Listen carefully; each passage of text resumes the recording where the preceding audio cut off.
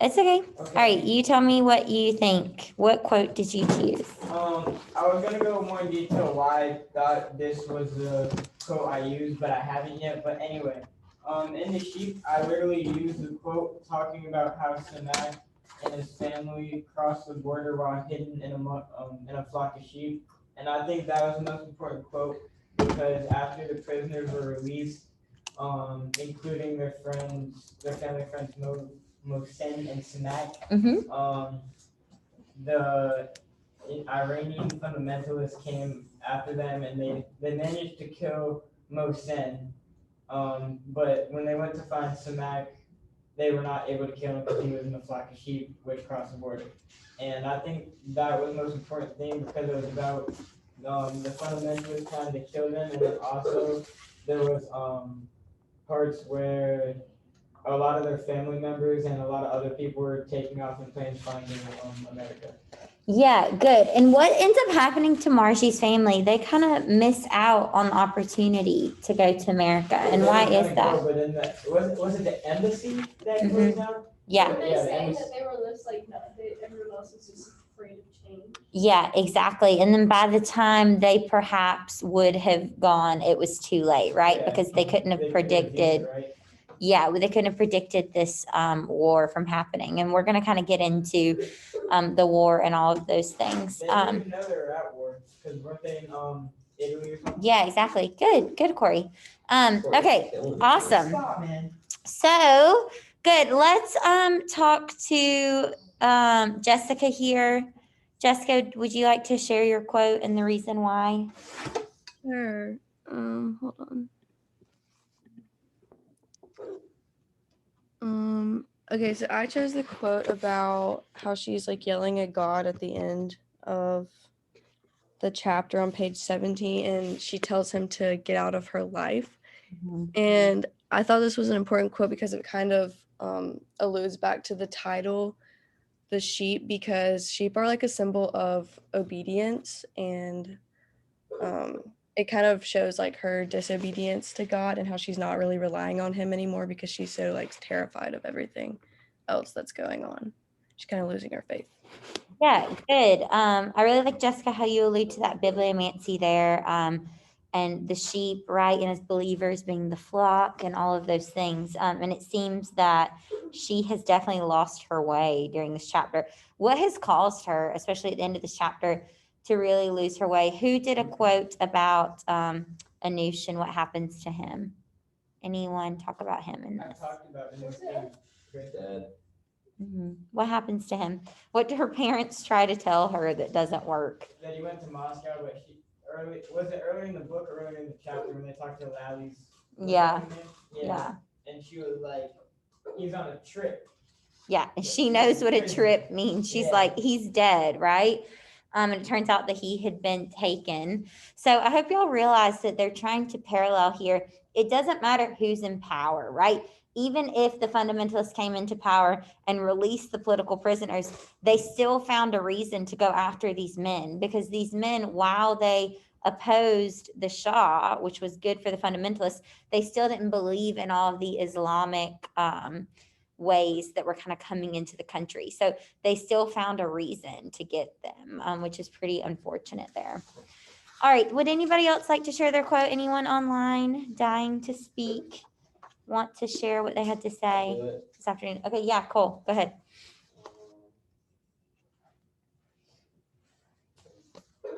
As for me, I don't know a single person who voted for the Islamic Republic. Where did that figure come from? From their asses. Good. So what's happening here? Margins watched the news, and then they said that 99% of the population voted for the Islamic Republic, and then yeah, it was crazy, right? And then I can't talk. It kind of exposes the corruption. Yeah, exactly. Good. All my markers are gone. Oh, I like your sheet. Where are they? Okay, good. Yeah. So again, this kind of exposing fake news, right? Which we've heard a lot about in the media over the past few years. But again, the idea that the Republic, the regime is controlling the news as well, and they don't know what to believe. Okay. All right, guys, let's go ahead and cut to our notes just so we can kind of move forward because you did have 4 chapters that you had to read over the weekend. So I do want to make sure that we're clear on everything going on and we have our notes. Those of you who are online, I'll do my best so you can see while I'm writing. I will also post a picture of them so you can kind of fill in anything that you might not be able to see. I don't know where my markers are. What? Does she have? They're right here. Are they like? What's your name? Just test it. There it is. Oh, okay. There are some pretty ones. Okay. You need all this stuff. I can do it. Thank you, though. Okay. All right, guys. So go ahead and get out wherever you take your notes, your homework from the weekend. I'll come around and stamp that at the end for those of you who are here. Let me get this going. It's horrible. She's getting me bored. She is. Good. I think she's like that. I hope so. She needs them. These are, they're all sticky feeling. I need new boards too. Mine aren't very good. Okay. All right, guys. So we're going to start by taking some notes on the chapter we just talked about in our Padlet called The Sheep. And we're going to kind of do some summarizations here. Okay. I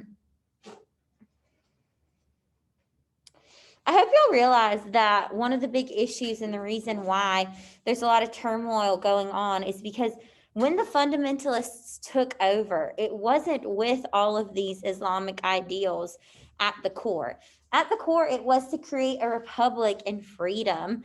But yeah, but along the way, they realized, which is kind of what her dad talks about, is that most of the population is illiterate, uneducated. And so the way to really bond people and to get people to follow was through religion. Okay, so I hope y'all understand that that's part of the issue here, is that the fundamentalists, that the regime, the people who took over, there's been a shift here. Okay, so again, all right, this.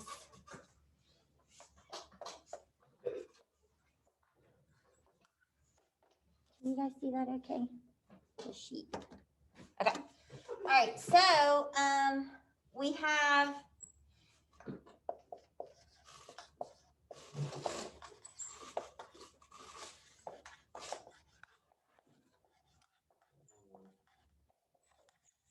oh, this is a horrible sound. I'm so sorry. Ooh.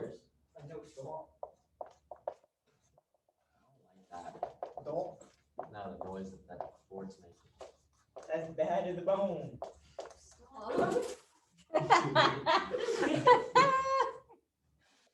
Okay. Bad. Bad to the bone. It's the way he said it too. Yeah. That was more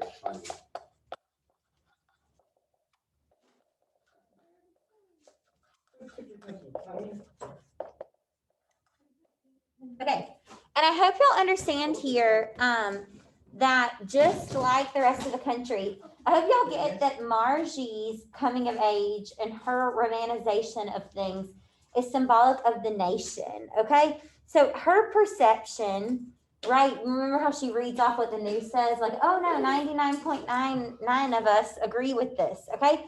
She really is embodying the nation as a whole and the nation's perception of romanticizing the revolution. And why is this dangerous to romanticize a revolution? It's not good. Because it can get dangerous.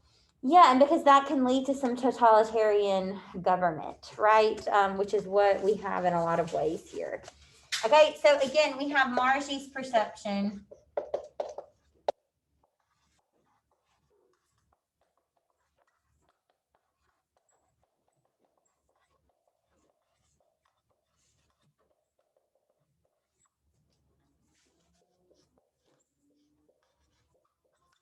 What are some ways that she has romanticized the revolution? What are some ways that we've talked about? She goes to Going to the protests, also her idea of a hero, right? Yeah, why was Torturing. she so mad her dad wasn't a hero? Yeah, exactly. She thought that he had to be in prison to be a hero, right? Okay, the quote that I would have chosen, what's up, Deb? No, You're good. What is it? no, I was gonna say how she was thinking that you have to be in prison to be a hero. Those are the type of people, that just kind of shows like who she thinks heroes, who her personal heroes are. Yeah. The people who go against the laws, even, no, it doesn't matter if you agree with them or not, still they go against them. That, I don't know, it just shows a bit of who she is. Yeah, it's interesting though, because she shifts to a really nationalistic viewpoint once the war starts. And we're going to talk about the significance of the war too. This is the quote that I would have used if I were to do your Padlet today. It's on page 71 and Margie, and it's this really cute little one of her in space. Y'all remember this? She just looks so cute, just floating. I hope some of these cartoons are funny and cute. Like, there was one that I just thought, the one with her and Uncle Anush, Star of My Life. Do y'all remember that one? Look how cute. See? A lot of them are like super cute. I just like the illustrations. She says, and so I was lost without any bearings. What could be worse than that? What is she lost about? Jessica kind of alluded to what happened. She's screaming at who here? God.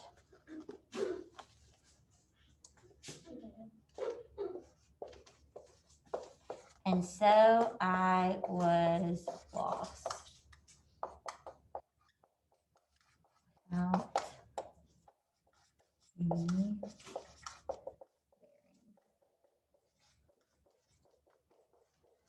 Miss Tester, Mhm. where is Out of the Woods from? I've been thinking about that for 30 minutes. It's a It's song. 1984 Taylor Swift's album. Oh. It's a song. Okay, and then that's on page 71. I don't know if y'all can see that. Okay, so yes. At the end of this unit, you're going to be asked to do something pretty difficult, or a lot of students have trouble doing. But again, it's something that I think is the whole point of literature, is I'm going to ask you to write an essay on 3 ways you are similar to Margie. Whether you feel like you disagree with her politically isn't the question. But I feel like this is a great quote you could use for that essay. And I want to start pointing things out like this. A coming of age, right? Confusion, turmoil. I think we've all been through parts in our life where we felt lost without bearing. And so again, being able to relate to Margie is what's so significant here. That's What gonna if be we just difficult. don't relate to her at all? You have to find 3 Well, I ways. mean- That's the assignment. Three is I. Yeah, it's a personal essay. Okay, all right. So the trip is the next chapter that y'all read. Let's see what's important there. Okay, this is where, and some things that Cole has been saying, comes into play about the hijab, right? Told you. And the reason why Clearly people told you. had to wear, I know, but you're wrong in some ways. Okay, so Cole, why don't you tell us, why did women have to wear the hijab? Because they would get raped otherwise. Exactly. They can't Good. control themselves. Okay, good. True. That's the perception of the government. But I hope y'all realize that what the government is doing here is blaming men's behavior on women, right? We understand that. Like, true, that could be the reason, that is the reason why, right? They're like, oh, we're protecting you, wear this. But we understand that that's wrong, right? Do we all get that Yeah. in this room? Okay, good. All right, so on page 75 is pretty significant. They show the little, the before and, or not the before and after, but different ways that people kind of rebelled in their own way. What was a way a woman could rebel a little bit during this time? Oh, they had the little piece of hair out. Right. Okay. She might not cover her whole head. She might have some strands of hair coming out. Okay. So again, I hope y'all realize that this is where this chapter is where we tuned in at the beginning. Do you remember in the beginning she starts talking about all the things that are changing with school and the veil and things like that?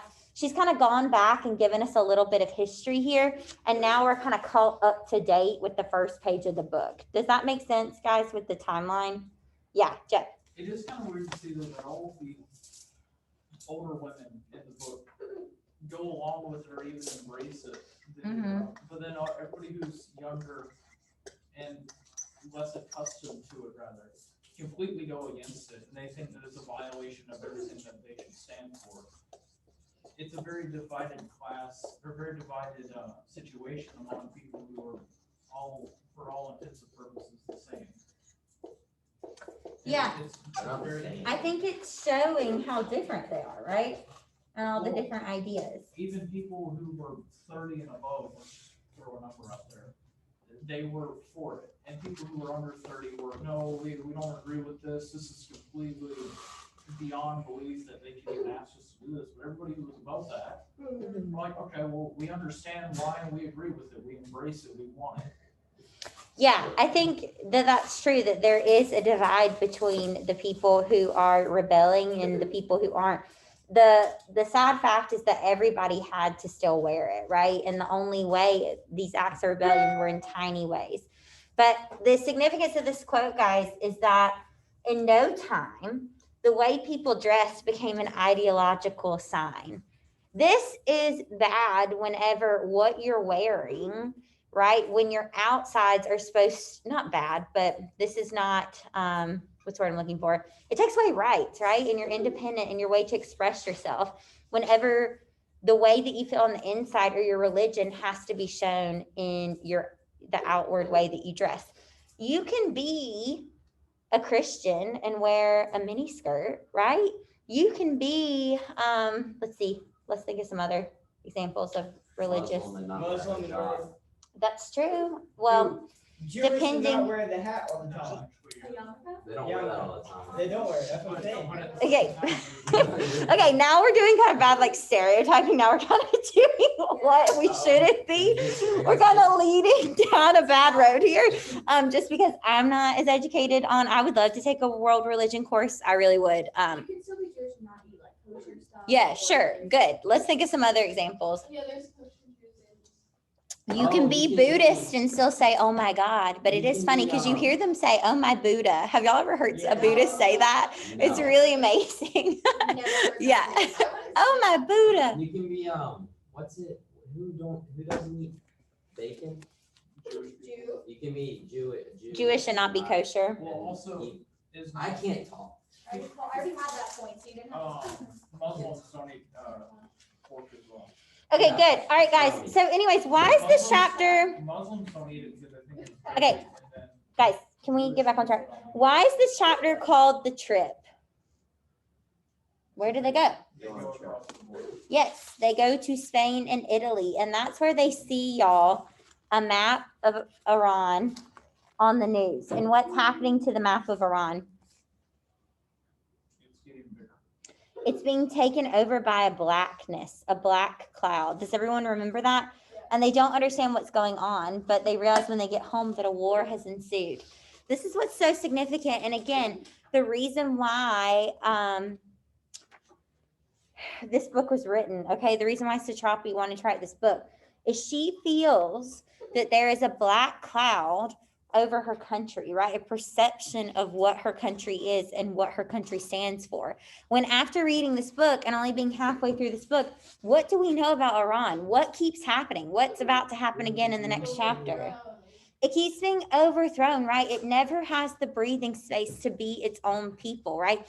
Going back to Persia, right? Going back to Persepolis when it thrived as an ancient city. Okay. So I hope you'll understand that. And that's why this quote is so significant. The TV showed a map of Iran, and a black cloud covering the country little by little. Do we see how this is symbolic of stereotypes in the world's perception of Iran? Yes? Okay, good. How did they get to Italy? I guess they flew, right? For the plane. On planes. I thought. I mean, Iran to Italy, it really isn't that far. I'm writing this quote up here, guys. It's It's too important. far to Showed drive. a map. They had planes back then? When is this? This is in the 70s. This is Oh, back when, I mean, they had Concorde in the 70s. They have TVs, so. that's good logic right there, Lauren. Actually, no, she's got a point. TVs came after. Good, that's some good logic. Thank you, I tried. Okay. TVs came after. All right, guys. The TV showed a map of Iran and a black cloud covering the country. I feel like that's black Lauren, cloud you done symbolic. pulled a smart one. Yay, finally. For real. I'm kidding. No, it's okay. Cole said that I was unteachable earlier. Yeah. So how was chemistry day or physics day? Physics. Yeah. Well, you gotta hand me that one. Look at this mess. That's not mine. Who made None that? of that is. That's horrible. No, it's not. Okay, all right, guys, we need to focus here. Cool. So again, this is symbolic of the world's perception. Thanks. We have this last quote from Margie on page 79, and it says, I wanted to fight. So she goes home and finds out that who is invading Iran. Pakistan. Yeah, so it says, stir up, it's Iraq against Saddam. He's been waiting for the chance. He's always wanted to invade Iran, and here he is, okay? So Iraq is invading Iran, and this is the second time. It was the second invasion in 1,400 years. Yeah, as I said, wasn't it a lot of years ago? Oh, they're different places. Yes, they're very different. Lauren, I'm so. I'm unteachable. I was so. Lauren, you were actually more right than you know. I know, no, if there's TVs, there's probably planes, that's my thought. Iraq is that big? No, it's Why is that flawed? No, planes were invented 20 years before TVs were. Yeah, planes were invented in 1906 and TVs were 1926. Listen, I don't wanna talk about Doesn't matter when they were invented, it matters when they were commercially Yeah, when they were available. like normal to have Okay. in the household. All right, guys, let's move on here to the F-14s. This is when the war actually comes to Margie, where she actually experiences it and she sees the F-14s, okay? F-14 bombers. First touch. Okay, why is it good? War is not always bad. It's great for the economy. Okay, yeah, we can argue some reasons. That's like an opinion, right? That's not like, No, that's a fact. okay, well, No, great. it's a proven fact. okay, guys, can we just, y'all are just like constantly, okay? This issue of war, right? However you feel about it, whatever it may be, and I believe that most things are an opinion. Why is it good for Iran for this war? Why is it good? I think you started the economy. Okay, but why is it good for the fundamentalists particularly? They can pin it and say that capitalistic people and everybody who didn't share their beliefs were attacking them. Liberation. Okay, if there's a common enemy, will you continue to fight one another? No. Yeah. Not as much, right? Exactly. Okay, so their common enemy is now who? I mean, no, the Iraq. Iraq, right? They have that common enemy, and so now the opposition from the fundamentalists is weaker, right? Because they're focused on this common enemy. Okay, so again, the significance of this chapter.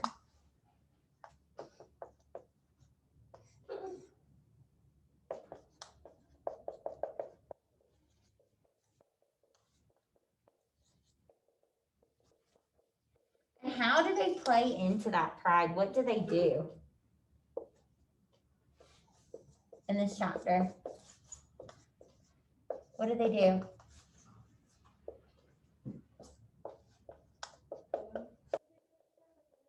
Oh, are you talking to me?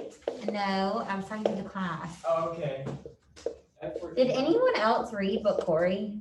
I read Yes, it. I forgot. I read it on Friday or Thursday. Which one is F-14? When Iraq invades Iran. Oh, hold on, let me go back. Oh, we found out one of her friend's fathers died. Yep. But what is it that the government does to unite them? Oh, hold on, I'll find it. Oh. Was it with the radio? The 140 Iranian bombers attacked the Bahagabad today? Nope. Okay. They play the old national Oh, anthem. TV, that was weird. Okay. And look, it's on page 83. Yep. And it's like the three of them crying. So they're using the old national anthem that they already got rid of from the history books, right? Because before, that was during the Shah's regime and we had to get rid of that and we have to edit history. Remember how there was no school for 2 years because they had to edit all the history books? No universities at least, right? And so, but they bring back the old national anthem to unite people. Okay, do y'all see how tricky that is of them to do that? This is what Margie realizes, and it's part of her coming of age. she realizes that her father can be a hero and not have been to prison. Her father can criticize the government and still be supportive, right? So again, this is part of her journey of a coming of age here, okay? So I'm gonna put this here. Are you okay, Cole? All right. All right, this quote here, he loved his country as much as I did.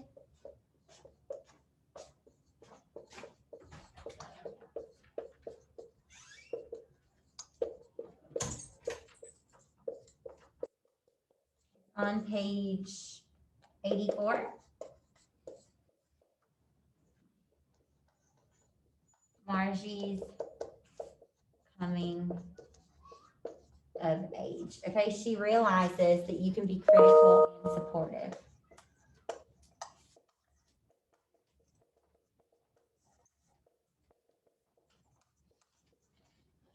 Okay, guys, I hope you'll understand too that this ties into, do you remember last year, the whole point of American literature and what you were reading about was American exceptionalism, right? Do y'all remember that term?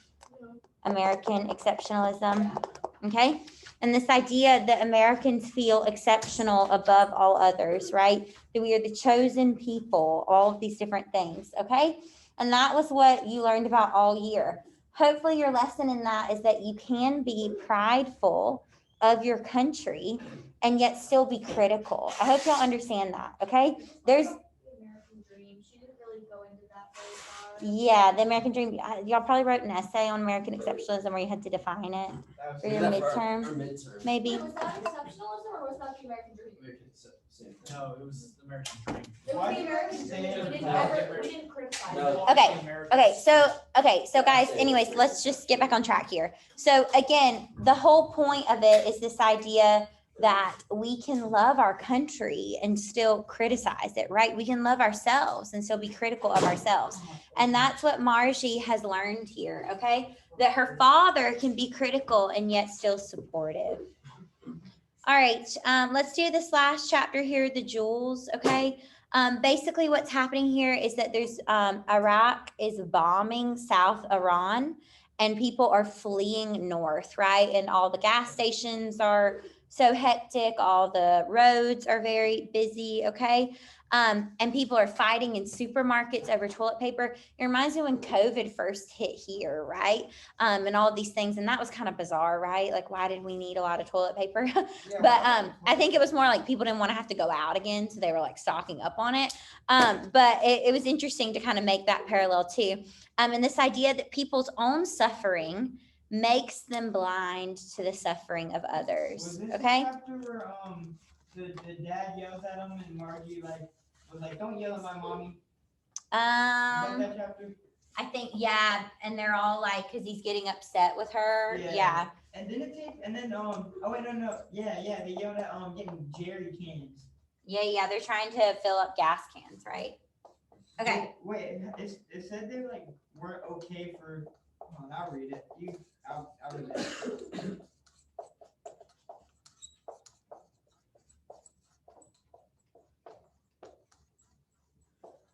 Okay, so the bombings in South Iran have everyone flee north. Hopefully you understand that's what's happening. And then this overarching idea that people's own suffering makes them blind to others. She said it took us until 2 a.m. We obviously didn't go to any restaurant. Yeah. Did it take them till 2 a.m. to make up or to get gas? They were trying to get gas and all of the roads had been, make them blind to the suffering of others. Are we reading Persepolis 2, the story of the return? Well, this is her whole biography. It's on like all of these different parts here. We're just reading her first part 1. Okay. All right, guys, good. So people's own suffering makes them blind to the suffering of others. All right. So that pretty much covers, I don't have a quote from here. I mean, there's a lot of different stuff that goes on. Her mother's friend comes and lives with them from the South, right? And stays with them for like a week, I think is what happens. And then, yeah, we kind of end the chapter there. And Margie really is growing up. She's trying to help the children, right? She's kind of taking care of things, all of that good stuff. All right, guys. So tonight for homework, you're going to be reading The Key and The Cigarette. So I'm going to pass out that homework. Those of you who are online, it's posted online. Those of you who are in person, leave out your homework from the weekend. I'm going to come around and check it. Do any of y'all online have any questions? No, ma'am. No, No? ma'am. Okay, I will post these notes online so y'all can see anything that you might have missed. So is everyone clear on what's happening, right? The revolution is taking place. The fundamentalists are in power, but now we have Iraq bombing Iran and people are coming together because of this war. Yes? We understand? Yes. Okay, good. All right, guys, I will see y'all tomorrow. Be sure and do your homework and we'll be good. Thank you. All right, Bye. bye. See ya. Bye. Bro, what time is it?